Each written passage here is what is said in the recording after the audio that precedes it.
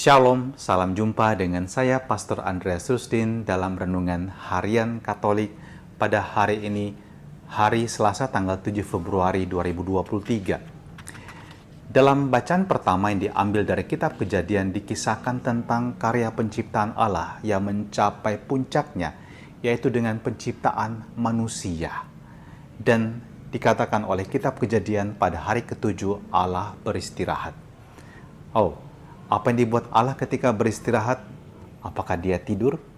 Apakah dia pergi berlibur? Tidak. Allah berhenti bekerja. Dia memilih untuk tinggal di tengah-tengah kita. Dan di mana Allah tinggal? Dalam diri manusia ciptaannya. Dan itu sebabnya mengapa kitab Kejadian mengatakan bahwa manusia diciptakan menurut gambar dan rupa Allah. Luar biasa bukan? Dan dasar ini kemudian dapat membuat kita memahami mengapa Allah juga memberikan kepada kita perintah untuk saling mengasihi satu sama lain. Karena manusia yang lain itu adalah gambaran Allah, kehadiran Allah di tengah-tengah dunia ini. Dan karena itu setiap manusia, Anda dan saya memiliki harkat dan martabat yang sama. Kita sama-sama mulia, memancarkan wajah Allah, kemuliaan Allah.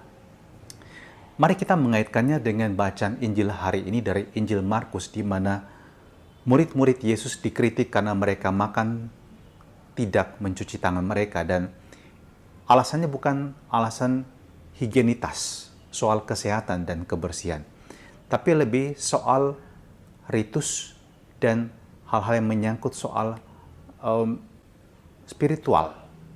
Anda bayangkan apa yang mereka pahami, bahwa dosa manusia menyebabkan dia menjadi najis. Dia tidak pantas di hadapan Tuhan, dia melukai kekudusan dirinya. Tetapi kemudian dosa ini dapat, boleh dikatakan, menyebabkan orang lain juga menjadi najis. Ketika saya bersentuhan dengan orang tersebut, atau ketika orang berdosa tersebut memegang sesuatu, sebuah benda, dan kemudian benda itu dipegang pula oleh orang lain, itu dapat menyebabkan orang tersebut menjadi najis. Pemahaman ini sungguh kerdil. Anda bisa bayangkan. Dan ini lahir dari sebuah pemahaman bahwa ada orang yang merasa dirinya lebih baik dibandingkan yang lain. Orang-orang yang merasa dirinya dekat dengan Tuhan, bangsa yang kudus, itu kemudian menjauhkan diri dan menghindari bersentuhan dengan orang-orang ini yang dikategorikan berdosa. Dan itulah sebabnya lahir kebiasaan mencuci tangan sebelum makan, bahkan membasuh diri mereka ketika pulang dari pasar. Anda yang pernah berziarah ke Tanah Suci pasti pernah melihat bagaimana rumah-rumah itu juga dilengkapi dengan bejana di mana orang-orang dapat turun dan merendam dirinya untuk membasuh dirinya. Bukan hanya dari soal kotoran debu, tapi dari dosa. Demikian juga benda-benda perkakas-perkakas yang mereka miliki, mereka cuci dengan alasan tersebut, saudara-saudari. Dan bukankah juga di sini tersirat cara pandang yang meninggikan diri terhadap orang lain, yang merasa diri lebih pantas dibandingkan orang-orang lain. Yesus mengingatkan orang-orang Farisi dan ahli-ahli Taurat, cintai sesamamu. Jangan kemudian kamu menghidupi sebuah ritual yang justru merendahkan orang lain. Meskipun orang lain tampaknya buruk atau berdosa, dia tetap wajah Allah yang pada saat itu mungkin kurang memancarkan kemuliaan Allah, tetapi Allah juga mencintai dia.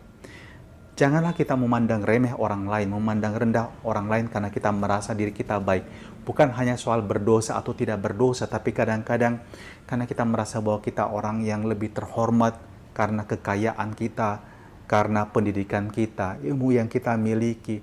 Stop. Anda harus belajar mencintai sesama Anda dan menghormatinya sebagai makhluk ciptaan Tuhan. Dan ingatlah bahwa di atas segala-galanya, kehormatan dan kemuliaan seorang manusia itu harus dipertahankan, dibela, dan dijunjung tinggi. Maka pesan bacaan kita hari ini mengajak kita untuk mengasihi sesama, menghormati sesama, dan jangan melakukan sesuatu yang melukai hati sesama. Berusahalah untuk menjadi penabur kasih dalam kehidupan ini, dan bukan kemudian membuat orang lain terkurung, terpisah dari kehidupan yang seharusnya, di mana mereka juga boleh mengalami berkat hanya karena sikap orang-orang yang menciptakan penjara-penjara kecil bagi jiwa-jiwa yang dianggap tidak layak, tidak pantas.